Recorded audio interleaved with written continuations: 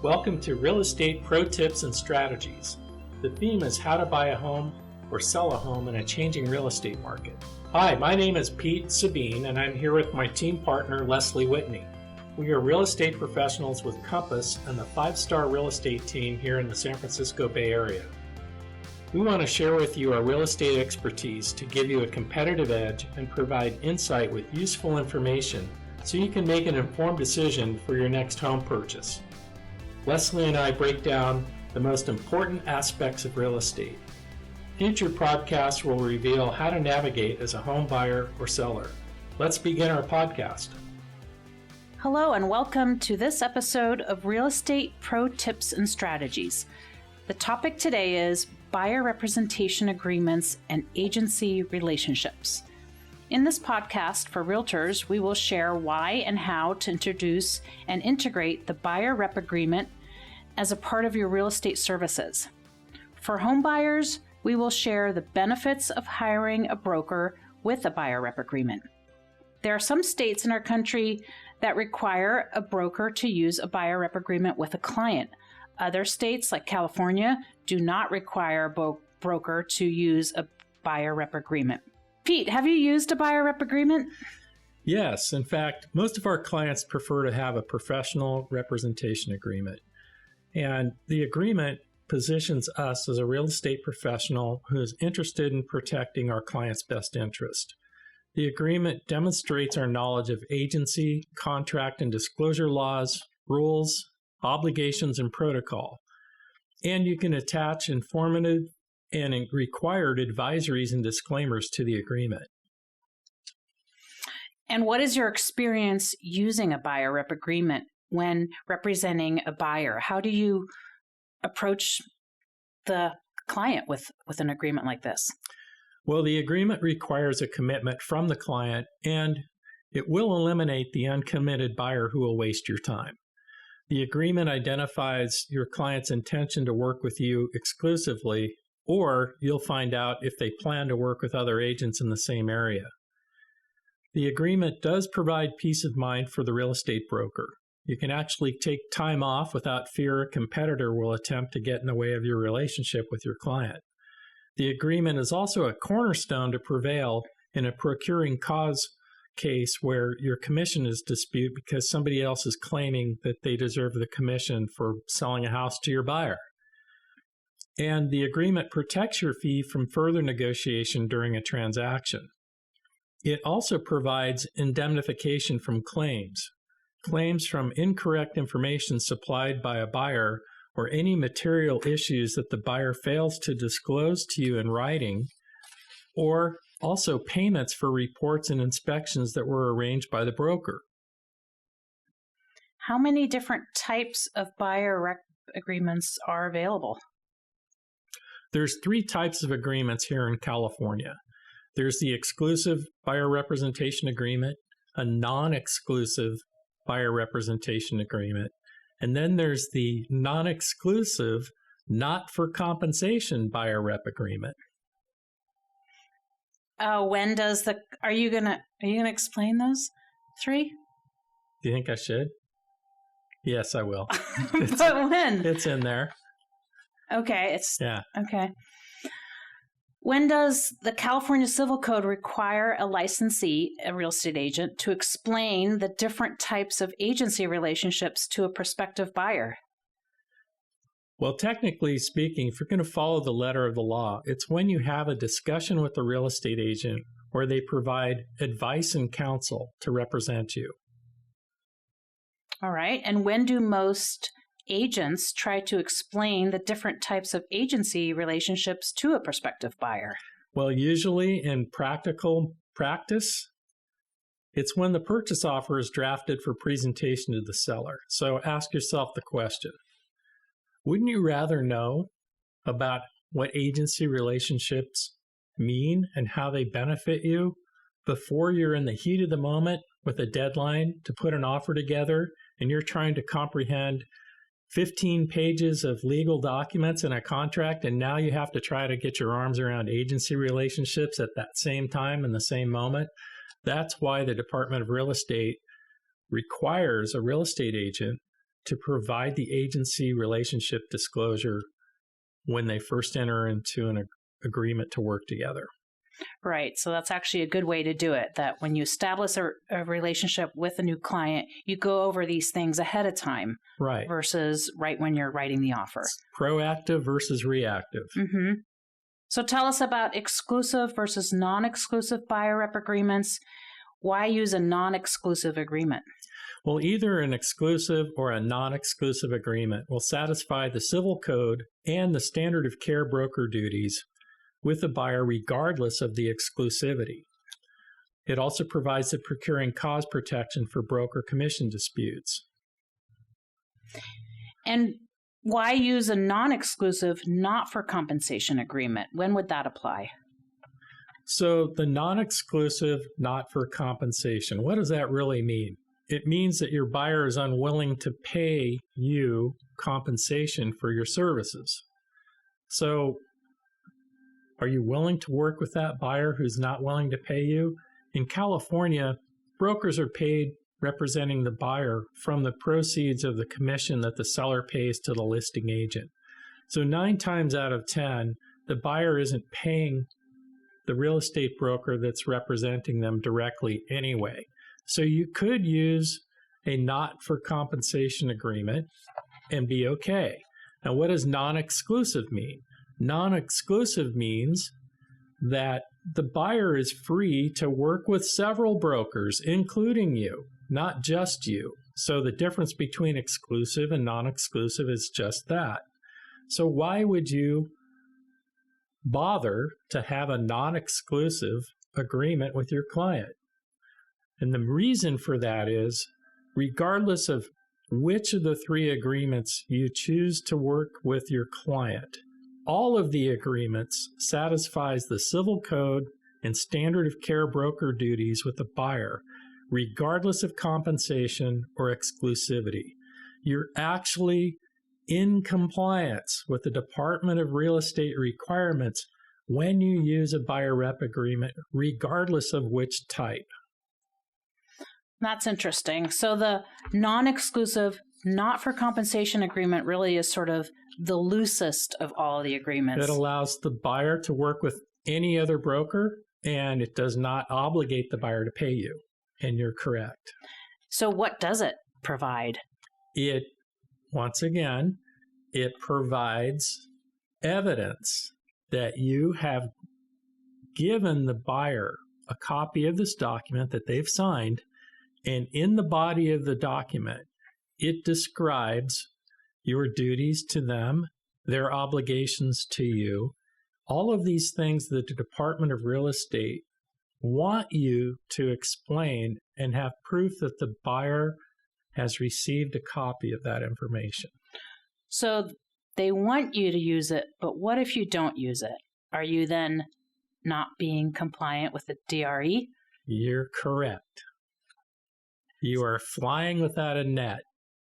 You're setting yourself up if there's a problem between you and your client and they hire a really sharp real estate litigation attorney, you have big problems on your hands because right out of the gate, you have failed. You have breached your duty to your client to provide them with these required documents, and that leaves you exposed. It's not a good place to be. So why do so many agents not use any buyer rep agreement? You know what? I want to save that question for a little bit later because I want to explain to you why it's beneficial to the buyer, and then we'll come back to that. Is that fair? Okay. So how does the buyer benefit from using a buyer rep agreement with their agent? So number one, the agreement describes the property to be acquired. And it doesn't have to be specific to one house, although it can. It can be that specific or it can be very broad and general. But typically, that provision describes the type of the property, whether it's a house, a farm, a ranch, a lot, whatever it is, the location. Now, it doesn't have to be a specific street. It can be a region. It could be the San Francisco Bay Area. It could be the state of California. It could be a neighborhood. It could be a zip code or it could be a county. and it also describes the price range. So generally speaking, the way that I use it is I sell homes in my county. So I put in the name of the county and I include some city names that my client's interested in within the county, the type of property, and a broad price range from low to high of where they're shopping for a home. So how is that useful to a buyer? Well, if I have a buyer rep agreement with my client that says I'm their exclusive broker in Contra Costa County only, that frees up the buyer to do what? Work with other realtors outside of Contra Costa County. That's fine with me. I hope they do, because I don't work in other areas but Contra Costa County. And with transferee buyers relocating into a region, it's very common for them to shop the entire region with several brokers to figure out where they want to buy a home. So I'm okay with that. The other thing that the buyer rep agreement does is it provides clarity about agency relationships with the buyer. It's best to know in advance of viewing properties and making offers if you have concerns or questions about dual agency representation. What is dual agency? We're going to get into that a little bit later in this conversation, but that's really important that a buyer understands what dual agency means, and not all buyers are comfortable with dual agency representation. It also talks about the confirmation of agency relationships. It identifies when an agency relationship might shift from the buyer's exclusive agent to a dual agent.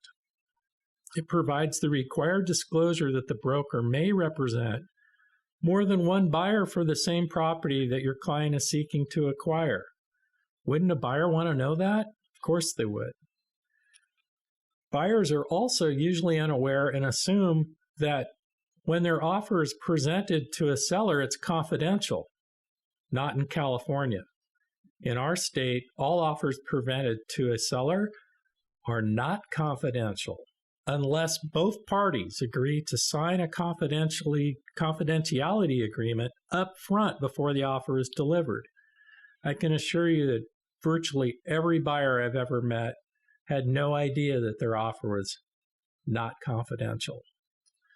It also identifies any compensation to the broker. So it identifies the compensation the buyer is obligated to pay the broker, if any, and the protection period beyond the buyer rep agreement expiration date, meaning that after the representation agreement expires, and all representation agreements have an expiration date, just like a listing agreement has an expiration date. So what that means is that if the buyer buys one of the properties that you showed them during the term of your agreement, after it expires, as an example, up to 90 days after the expiration date, if the buyer buys one of those properties that you introduced to them, they owe you a commission. It also explains the buyer's obligation to pay compensation. Our agreement states that if anyone other than the buyer compensates the broker for services covered in this agreement, that amount shall be credited toward the buyer's obligation to pay the compensation. So what does that mean?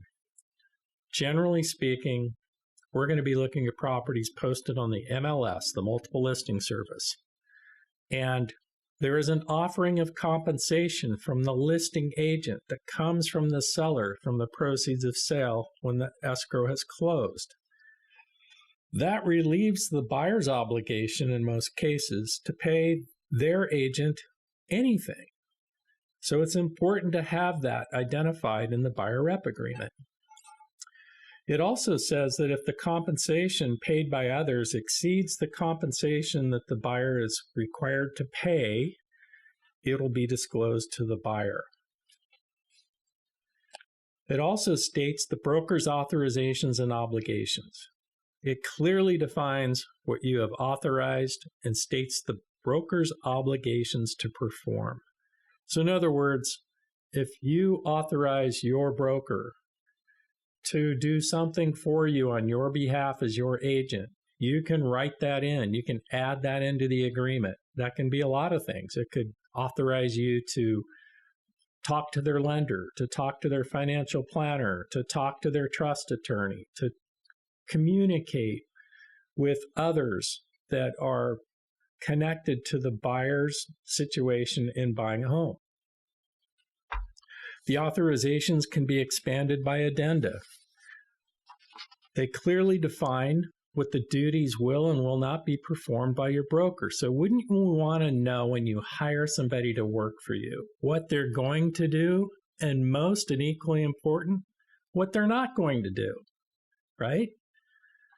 Yes. Is it good to enter into a professional relationship and make assumptions about who you hired, about what they're going to do and what they're not going to do? To me, that's a recipe for a problem. So the scope of broker duty is clearly defined. And if that scope needs to be expanded beyond what's in the agreement, you can do that by mutual written agreement with an addendum to that. It also clearly defines the buyer's obligations within the buyer rep agreement. What does that look like? In most cases, the buyer needs to get a loan. The buyer needs to show up and look at properties. The buyer needs to do this. The buyer needs to do that. It's not a one-sided relationship. It's not the broker doing all the work and the buyer just sitting back waiting for something to happen. It's a teamwork effort. The buyer needs to show up when the broker has properties for them to view. The buyer needs to deliver documents to the lender to get pre-approved. The buyer needs to pay for inspection reports. The buyer has duties and obligations as well as the broker. And then there's dispute resolution. So the dispute resolution provisions are between the buyer and the broker. So in the event there is a dispute for any reason, there are elections of mediation, arbitration, and court proceedings. And it's good to know in advance of writing a purchase offer about your options on dispute resolution, because dispute resolution is also a part of a purchase agreement. So the buyer rep agreement has a lot of things that the buyer needs to understand and get comfortable with before they actively go out and look for a home to buy. Well, that's quite detailed. I know there's a lot of things that are covered in the buyer rep agreement. And like you said, this is a chance for people to add things to the agreement depending on the situation. And for our clients, we include the buyer guarantee and the cancellation provision. Right. What are those? Yeah, so it's pretty straightforward.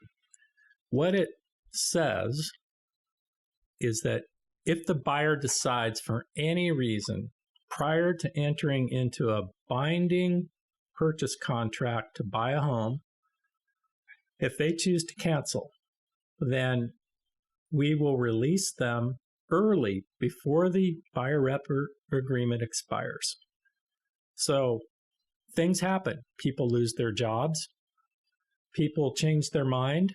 People decide not to relocate from Texas to San Francisco and they go to LA instead. There's a lot of reasons during the process of looking for a home to buy that a buyer may decide that they need to change their plans. And it doesn't necessarily mean that they want to cancel early because of what you did or didn't do. It's just that their circumstances can change. Now, along with that, sometimes people want to cancel the agreement because of what you did or didn't do.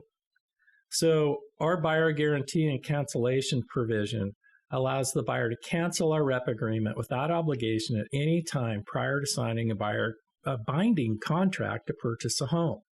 Once you've entered into a binding agreement to purchase a home with the seller, you're in it to win it, and we have to stay with you to represent you because we are actually part of that process. We helped you get the contract accepted, and now we have to take it to closing.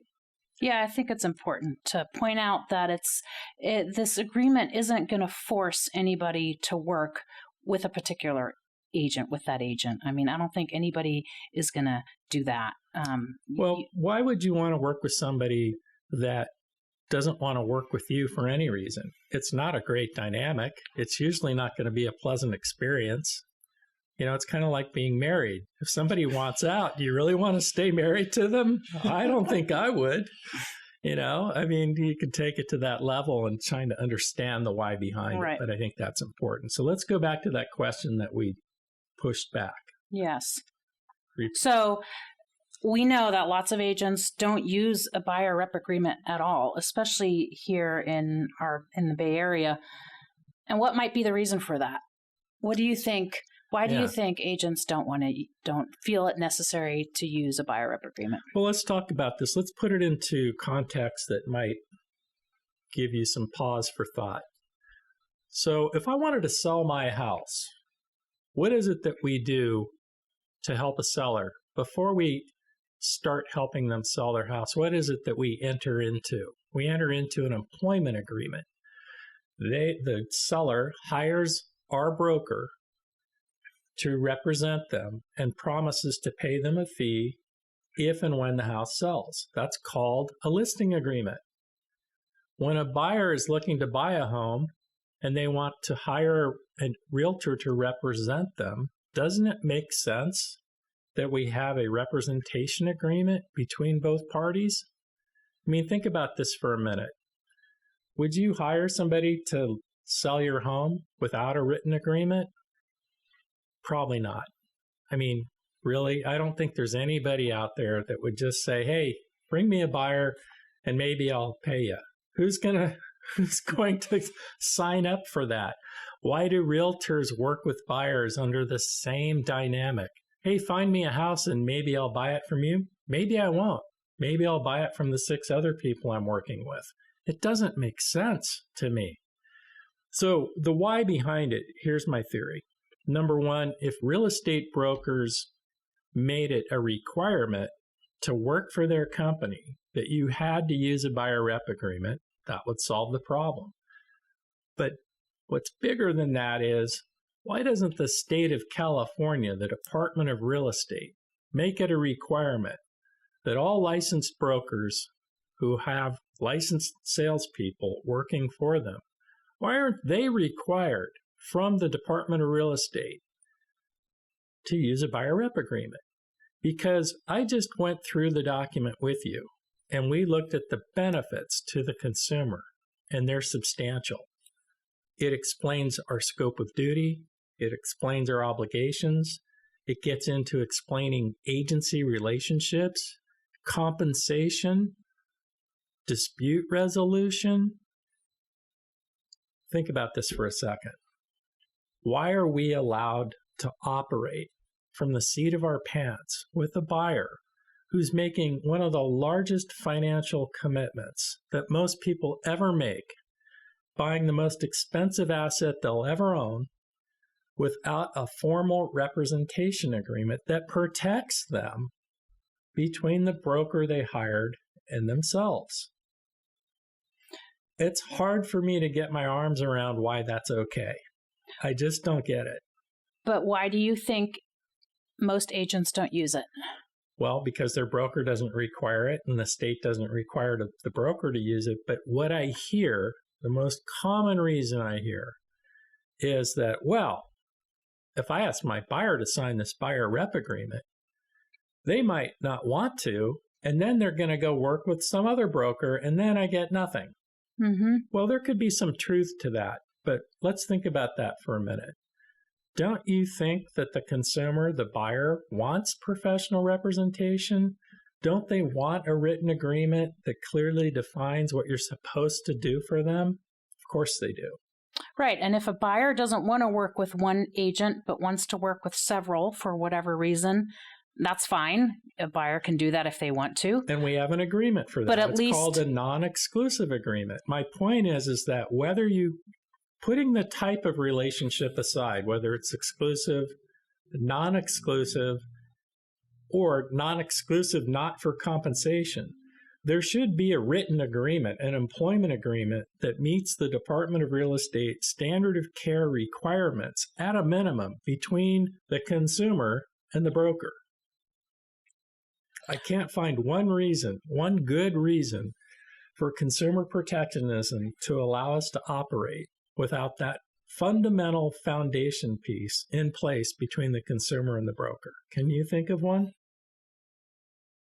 No, not at this moment. But let me run another scenario by you. Okay. A buyer and an agent, they have an exclusive buyer rep agreement. And the buyer finds a house he loves, and the listing agent offers him a really great deal.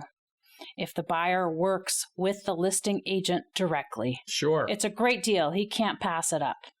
Really? Okay. And sure, he that wants does happen. Yeah, and he wants to go with the listing agent. Yeah. But meanwhile, he has this buyer rep agreement in place. Okay. What happens and what are his options? So who's the listing agent working for? A completely different agency. Broker. Doesn't matter. Who employed the listing agent? Oh, Who? the seller. So who's the listing agent working for? The seller. Okay. So we're going to get into agency in a minute. So whose duties are, whose obligations to the seller? Let me start that over. Let's just say this straight up. The listing agent has a fiduciary duty to the seller, not to the buyer, because of the listing agreement. Yes. We're going to talk about what a fiduciary is in a minute.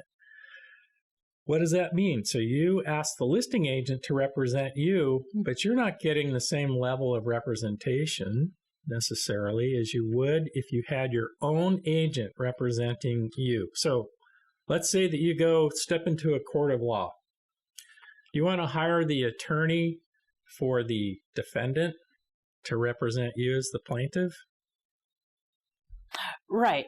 No. Of course not. So why would you want to have somebody represent you that's also representing the other party? It doesn't make sense. No, absolutely right. And that's the whole dual agency, double representation conversation. But just in regards to the buyer rep agreement, the buyer now can't go directly to the listing agent. Unless the buyer's agent is willing to let them out of that agreement. No. Right. No, the buyer actually can.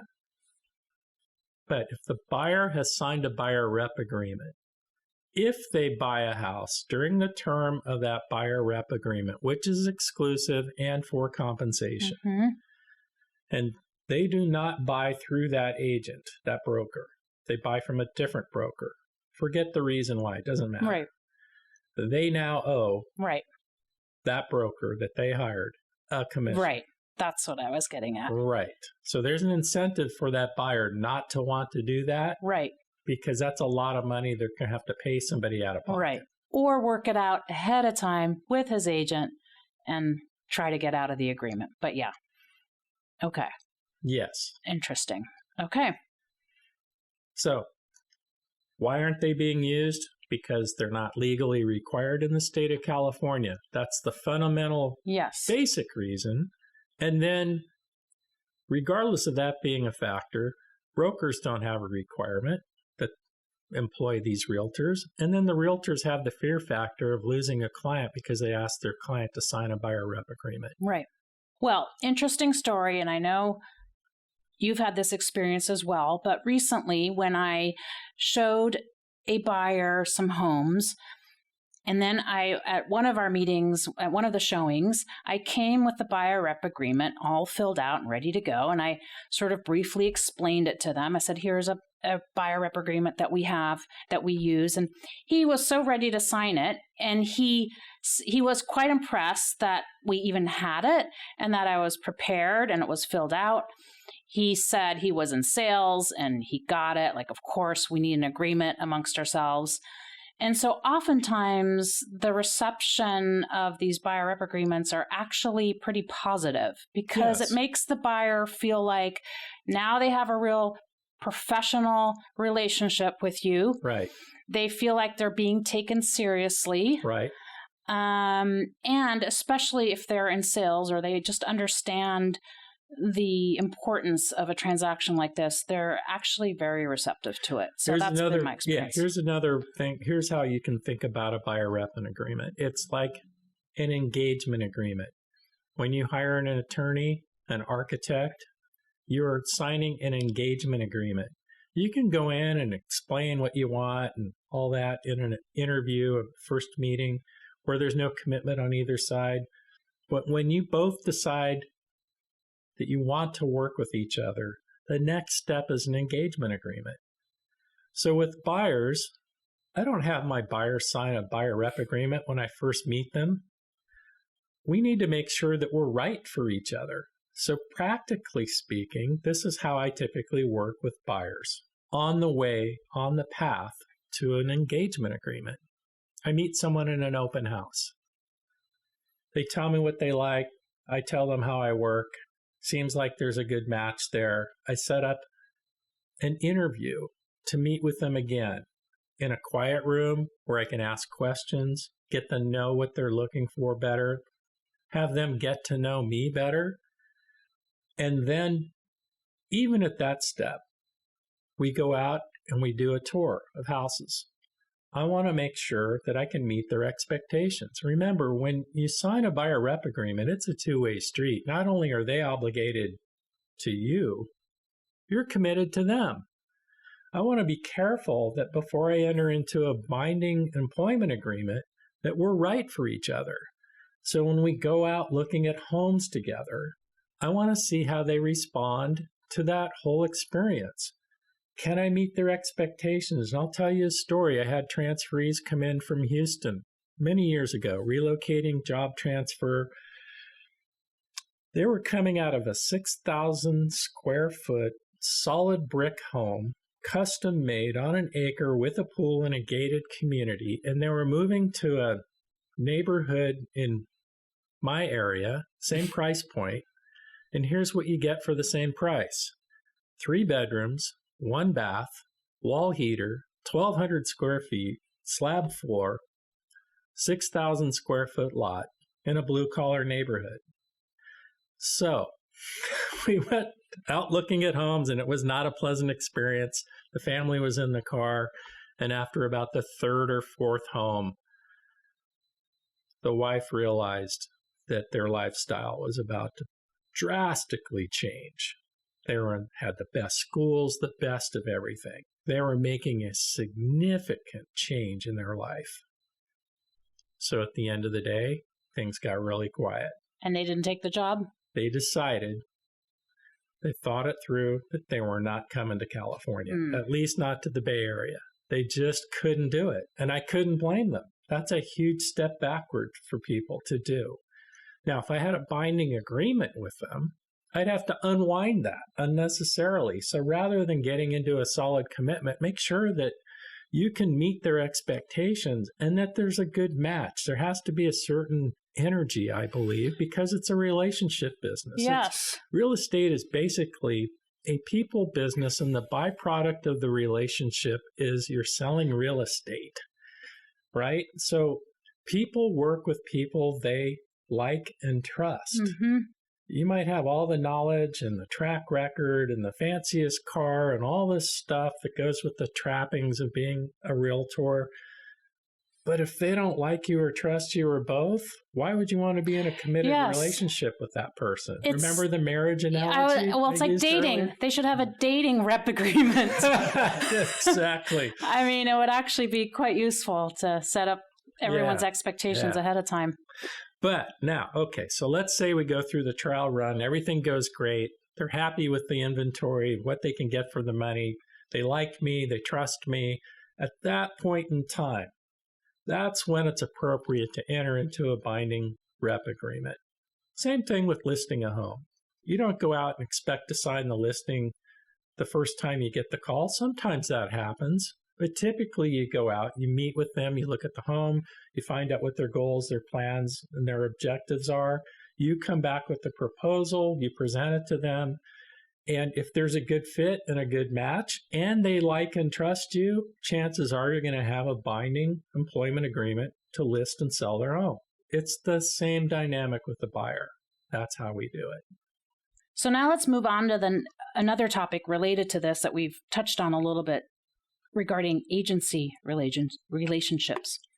Since 1988, California real estate licensees, also known as realtors, involved in certain types of real property transactions have been required to provide written disclosures to both the seller and the buyer of the agency relationship options which are available to secure their agreement to a particular form of agency and to confirm that agreement in writing. Disclosure and confirmation are 2 different steps in the agency disclosure process that must be given to the buyer and seller at different times during the real estate transaction. Agency disclosure should really be called agency education because the agency disclosure form is a statutorily defined form that educates the seller and buyer as to the duties and responsibilities of a listing agent, selling agent, and dual agent. The purpose of the agency disclosure is not to select who is representing whom and if a real estate broker is acting as a dual agent in this particular transaction.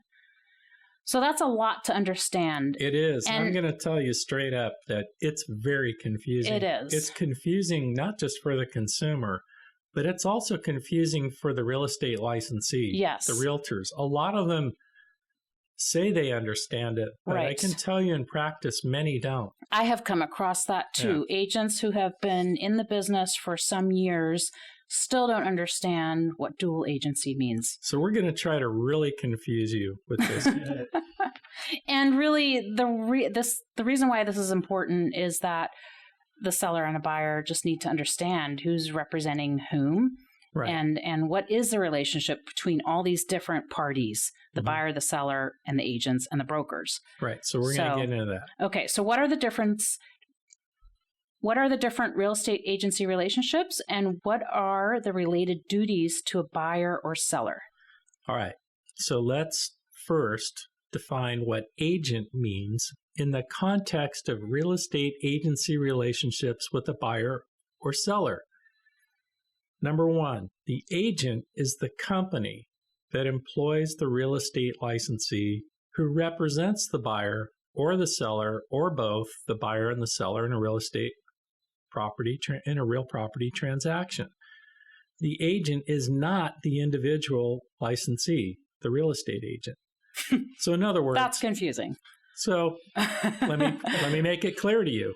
I work for Compass. Compass is a broker. I'm a real estate agent under the employment of Compass. Right. So let me continue. The agent, in the context of an agency relationship with the public, is not me, the realtor. It's the broker. So remember, when you're hiring a broker to represent you, you're hiring a company who happens to have many agents in most cases working for them. So hold on to that thought. When we're talking about the agent in the context of agency relationships, it's the broker, not the real estate agent licensee. Right. And so this word agent gets confused. It does. Okay, so let's move forward. So the disclosure regarding real estate agency relationships form defines 3 distinct categories of agency, as well as their respective duties and obligations to a buyer or seller. So the 3 categories are a seller's agent, a buyer's agent, and an agent representing both the buyer and seller. So when you hear the word agent, we're talking about a broker, a company, Coldwell Banker, Remax, Century 21, Redfin. We're not talking about Pete Sabine or Leslie Whitney. We're talking about companies. Okay, so let's talk about a seller's agent. A seller's agent under a listing agreement with the seller acts as the agent for the seller only. A seller's agent has the following affirmative obligations to the seller: a fiduciary duty of utmost care, integrity, honesty, and loyalty in dealings with the seller. Now, to the buyer and seller, that agent has an obligation to exercise reasonable skill and care in performance of the agent's duties, a duty of fair and honest dealing in good faith, a duty to disclose all facts known to the agent materially affecting the value or desirability of the property that are not known to or within the diligent attention and observation of the parties. The parties are the buyer and the seller.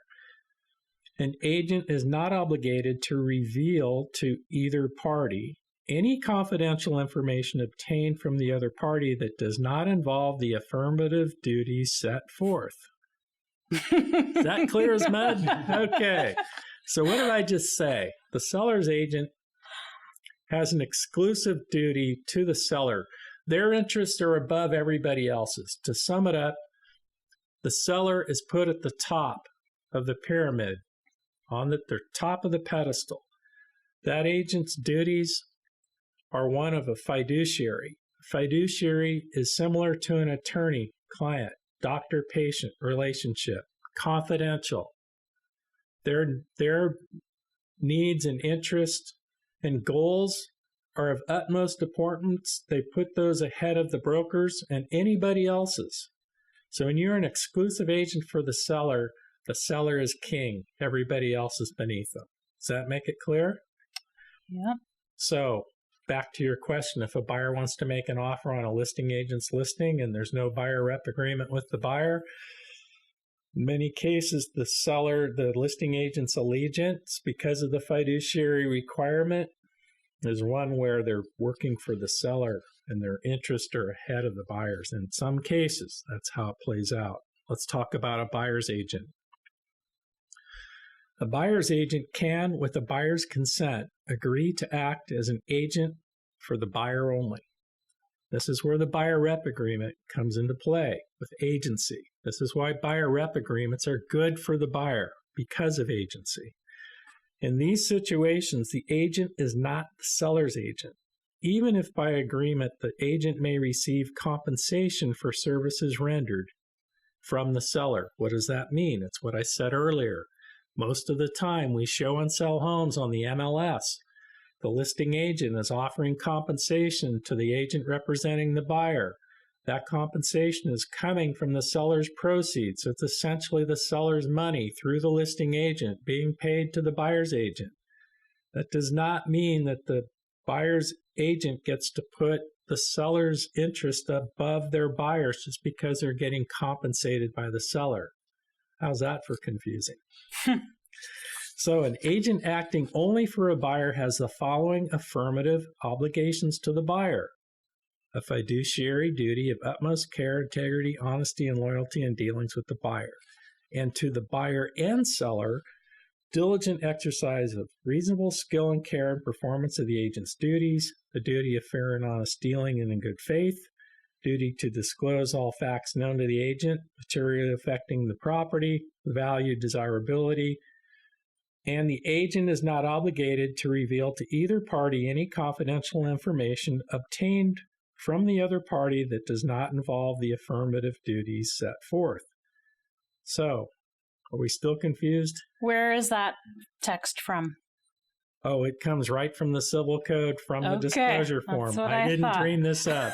Just making sure we're the this is sources. Cut and paste. I did not make any liberties with any of this text because it's that important. It's really super important that you understand who is representing you and what their duties are to you.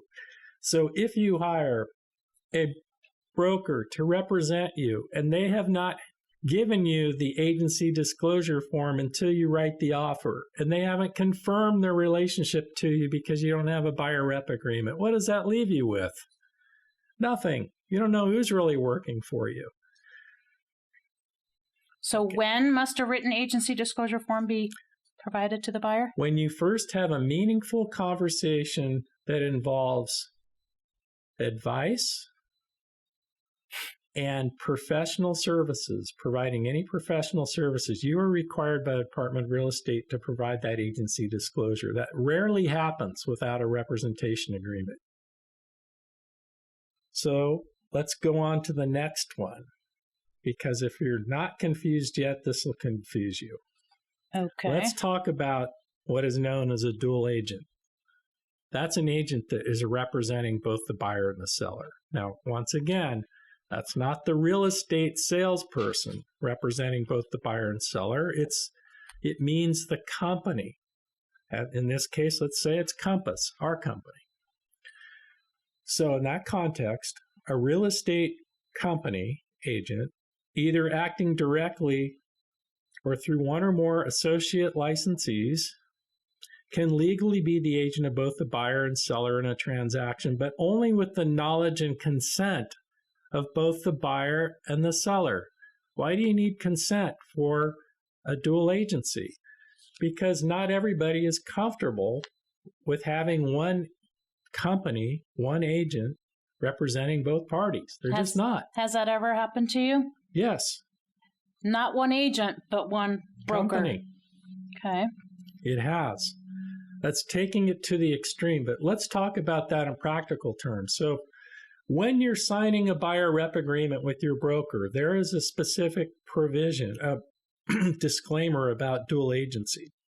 And you actually have to check the box to authorize it, to say that you're okay with it. Because what that means, if you're not okay with it, is that I can't show and sell any other Compass properties to you because we will have a dual agency if you decide to buy one of those homes. I can only show you my listings. Or other brokers. Or other brokers, yeah. Right. So that's the thing here, is that dual agency needs to be understood, that it's the company involved. When can that be different? So you can have two different types of dual agencies. You can have a dual agency where Compass is the only company involved, but there's two different Compass agents. That happens all the time. The listing agent works for Compass and the selling agent representing the buyer works for Compass. Very, very common. Compass has huge market share. The odds of me finding a home that's represented by a Compass listing agent that you're going to want to buy is extremely high because we control a lot of the inventory that's for sale. That is a dual agency. It does not mean that there's only one realtor involved between the buyer and the seller, although it can. That's another form of dual agency. So let's say that you're that buyer that wants to renege on your buyer rep agreement and buy direct from the listing agent so you can get that really good deal that you described, whatever that might look like, and save all this money. You now have a dual agency. You have one individual licensee between the buyer and the seller. Even if there's no buyer rep agreement with that buyer and there's just a listing agreement with the seller, that is a dual agency. And by the way, to make things even more confusing, you can create an agency relationship with a client by your actions, even if there's nothing in writing. In other words, you come to me, sit down at a table, we talk about how to buy a house. And I start giving you all this great advice, tell you how to do it, what to do it, who to call, where to go, all those things. If I start acting as if I'm representing you, basically I've created an agency relationship that hasn't been formally disclosed with that document, the disclosure that we talked about, nor has it been confirmed with an employment agreement. But that doesn't mean I haven't created an agency relationship with you. And so real estate agents can find themselves in this trap where they find a home that's for sale by owner. And the seller says to the agent, hey, I don't want to pay a commission, but if you bring me a buyer and you help me get through the sale, I'll let your buyer buy my house. They just have to pay you. I'm not going to. Have you created an agency relationship? Well, if you get involved, you bring a buyer in, and you start doing things that are for the seller's benefit to meet the contract obligations. If you help guide them through that, you've created a dual agency relationship between the seller and the buyer. Unwittingly, possibly, but it's still a dual agency. And just to let you know how seriously the Department of Real Estate takes the disclosure and confirmation of agency relationships between a buyer and a seller, if you don't handle the confirmation of who's working for whom and the disclosure requirements, the sale can be rescinded if one party, after escrow closes, is unhappy with how things went, that you can actually unwind a transaction over that. That's pretty extreme. That's how seriously the Department of Real Estate is, at least in our state, with agency requirements of a broker. It's not to be taken lightly. So to continue on with dual agency. In a dual agency situation, the agent, the company, has the following affirmative obligations to both the buyer and the seller. A fiduciary duty of utmost care, integrity, honesty, and loyalty in the dealings with either the buyer or the seller. Furthermore, in representing both the buyer and seller, here's where it gets fun. The agent may not, without the express permission of the respective party, either the buyer or the seller, disclose to the other party that the seller will accept a price less than the listing price, or that the buyer will pay a price greater than the price offered. How does that play out in the real world? Well, let me share with you how that plays out. Let's say a buyer comes to me, I have a listing. I have a seller agency exclusive agreement between my seller. My duty is to the seller. Now this buyer comes into the picture, walks into my open house, falls in love with the house, is not represented by anybody else, wants me to represent them in the purchase of that house. So I'm about to create a dual agency, whether there's a writing or not. I'm going to be in a dual agency situation by my actions. I now, in a dual agency, have an equal fiduciary duty to both parties, which is different than being the seller's exclusive agent because I only have a fiduciary duty to the seller, not the buyer. And in a buyer's exclusive agency, I only have a fiduciary to the buyer, not the seller. But in the dual agency, that fiduciary duty is equal to both parties. So just hang on to that fact. So now it comes go time. Buyer sits down with me. We spend all night hashing out the terms of the offer. Then it gets to the price. And the buyer looks at me and says, I know the house is listed for $500,000, but what's the lowest price the seller will take? Now, I might know what that number is. My seller may have told me that when I took the listing. Hey, let's try $500,000, but I'll go to $450 if I have to. I just need to get gone. So my fiduciary duty, unless I have written permission to the contrary, I can't disclose how low the seller will go off the asking price, not even by $1, or I have breached my fiduciary duty. So what do I say to that buyer? Because I know it's $450. So all I can say because of the fiduciary duty here is that, I'm not allowed to disclose that to you. My recommendation would be to make an offer at the price you feel comfortable with, and I'll do my best to get that accepted. Can't guarantee anything, can't disclose where the seller will go beyond the list price that they're asking. So the buyer goes, okay, well, let's try $470. But I really want this house. It's perfect for us. My wife will kill me if we don't get this house. I'll pay $495, but don't tell the seller. Okay, so now we put the offer together at $480. What happens next? I get on the phone with the seller. I email the offer to them. We set a time to review it. They're looking at the price and they're going, look, I love everything about this offer, but $470, how high will that buyer go? Now I know he told me where he would go on the price, but I don't have permission from that buyer to disclose to my seller, my client, how high the buyer will go above the offer price. So I have to say essentially the same thing to the seller, don't I? I have to say to the seller, look, I'm not at liberty, I'm not allowed to disclose anything other than the price that's being offered. Why don't you make a counter proposal to the buyer at a price that's comfortable for you, and I'll see if we can get that approved. So do you see the box that a realtor gets put in a dual agency with the fiduciary duty obligation that an agent and a broker has to both parties that is equal? It's not a comfortable place. And in many cases, it's really not a great thing for one real estate agent to be between a buyer and a seller.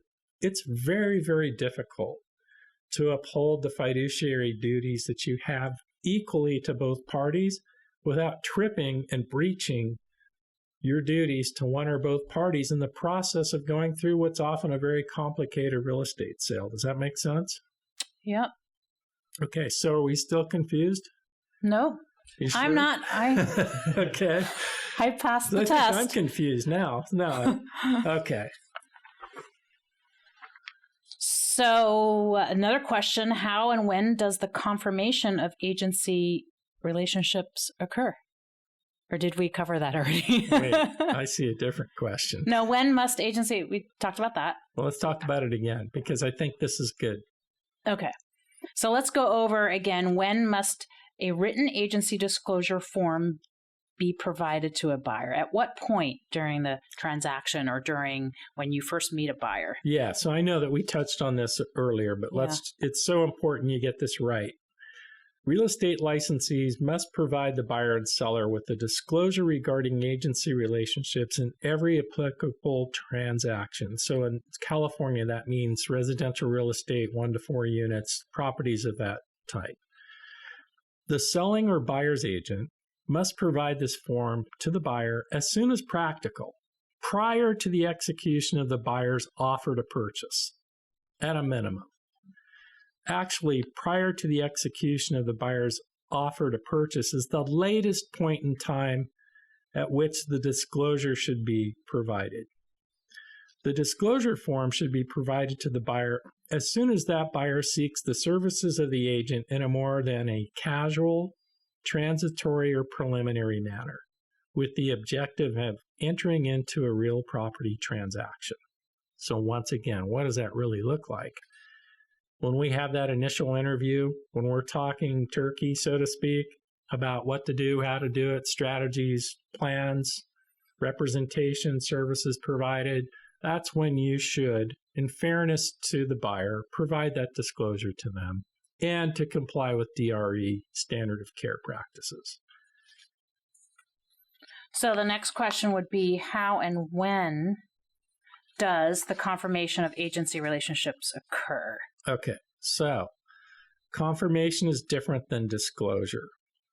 Both the listing agent, which means the listing broker, and the selling agent, this means the selling or buyer's broker, must elect which form of agency representation they desire as soon as practicable. So what does that mean when there's a listing agreement? The only thing a listing broker can be is the seller's agent. Why is that? Because there's no buyer in the picture yet. We just signed the listing agreement. The property's not for sale yet. There is no buyer. So the only type of agency relationship possible is the seller's exclusive agent.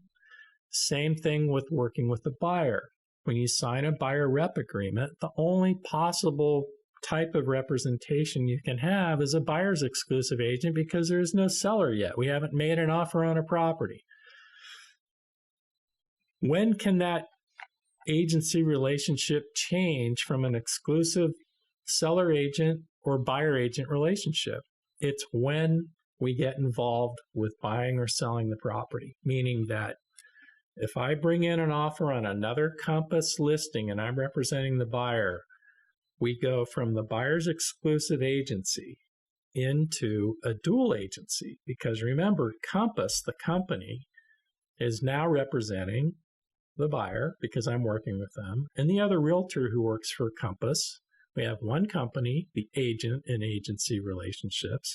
We just morphed from an exclusive buyer's agent and an exclusive seller's agent. Now we have a dual agency representing both parties. That's how the relationship can change. So how do you confirm that? How do you make sure that both parties know that we're about to morph from one type of agency to another? It's in the purchase contract. It's so important to the Department of Real Estate that you confirm this change. If it changes, it's the very first thing in a 14-page document. That's how important it is to the DRE. That's why I said earlier, if you get this wrong, it has serious implications to the broker for not handling this correctly.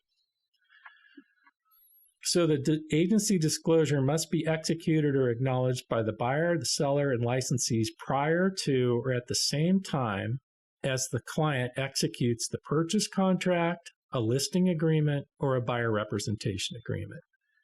The listing agreement or buyer rep agreement and the purchase contract allows the broker and client to elect and confirm the agency relationship.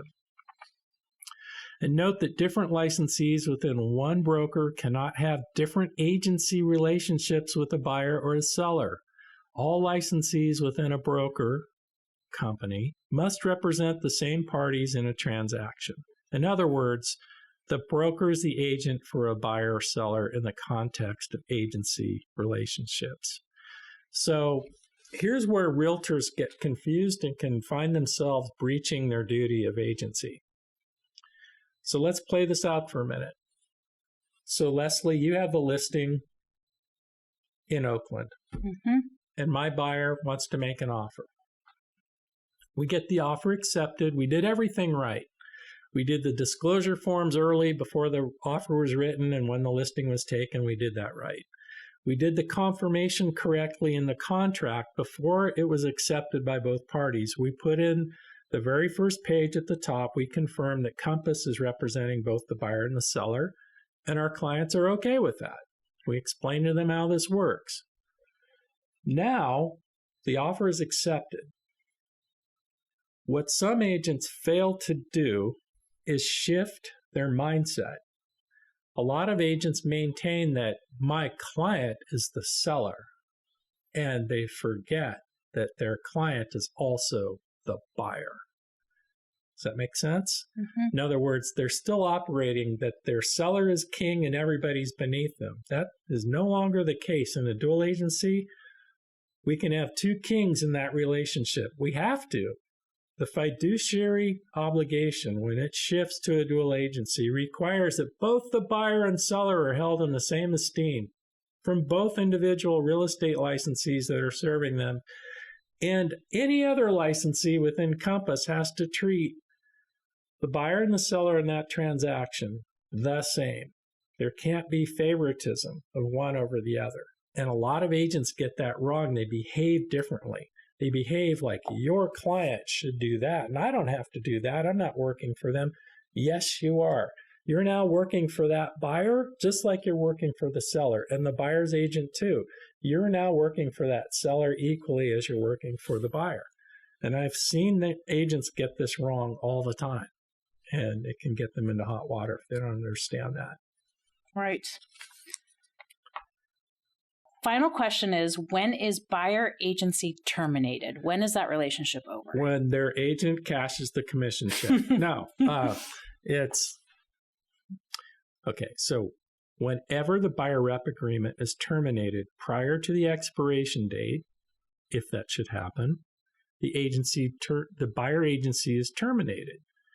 When the agreement expires, the agency is terminated. Or when the purchase transaction has been completed and the title is transferred to the buyer. So in other words, the expiration date of your buyer rep agreement might go past the closing date of the house that you bought with that agent, but the agency relationship duties are terminated at close of escrow and the sale is completed. Right. That realtor therefore has no further fiduciary duties to you when the sale is completed. That is often misunderstood by both the agent and the buyer because things come up after close of escrow.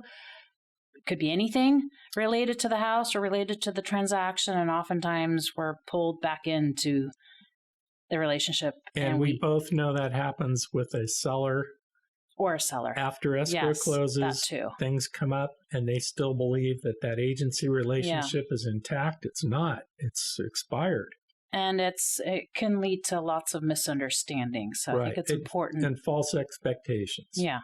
So it's important to sort of illustrate that ahead of time so that all parties understand that the relationship does end at close of escrow. Okay. Well, this was a really big topic. Lots of good tips and strategies. Thank you for listening to this episode of Real Estate Pro Tips and Strategies. I'm Leslie Whitney. I'm with Pete Sabine. We are the 5-Star Real Estate team, and we know how to set the stage for your success. Call us to win with us at 925-297-5335. Discover more real estate pro tips. Find our podcast at 5starrealestateteam.podbean.com. Thank you for joining us for this podcast. We hope you enjoy our real estate pro tips and strategies, and we encourage you to share our podcast with anyone you know who is looking to buy or sell a home. Be sure to like and subscribe, and if you're watching on YouTube, feel free to ring the bell next to the subscribe button so you won't miss a single episode.